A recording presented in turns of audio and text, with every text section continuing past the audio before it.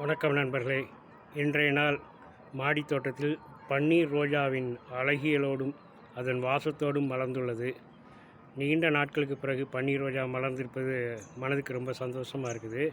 பன்னீர் ரோஜாவின் வாசமே தனி அழகு தான்.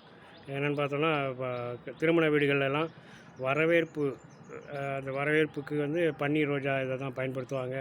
இதிலேருந்து வாசனை திரவியங்களை தயாரிப்பாங்க. ரொம்ப ரொம்ப பிடித்த அந்த ரோஜாக்கள்லேயே இந்த பன்னீர் ரோஜா வகை ரொம்ப ரொம்ப பிடித்தமானது. அவங்களாம் ஒரே ஒரு நாள் மலர்ந்துட்டு மறுநாளே ஃபுல்லாக வாடிடுவாங்க. இன்னைக்கு பார்த்தோன்னா, அடுத்தடுத்து இப்போ நாளைக்கு பூக்கிறதுக்கு ஒரு மொட்டு தயாராக இருக்குது.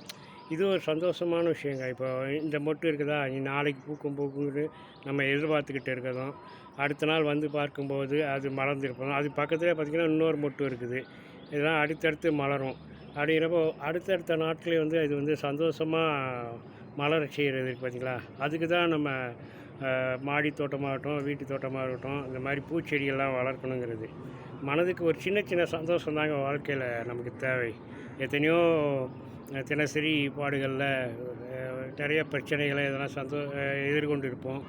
அப்படி இருக்கப்போ மனதை கொஞ்சம் ரிலாக்ஸ் பண்ணுறதுக்கு இந்த மாதிரி பூச்செடிகள் நமக்கு ரொம்ப ரொம்ப அவசியம். இன்றைய நாள் உங்கள் அனைவருக்கும் இனிதாக அமைய வாழ்த்துக்கள். நன்றி.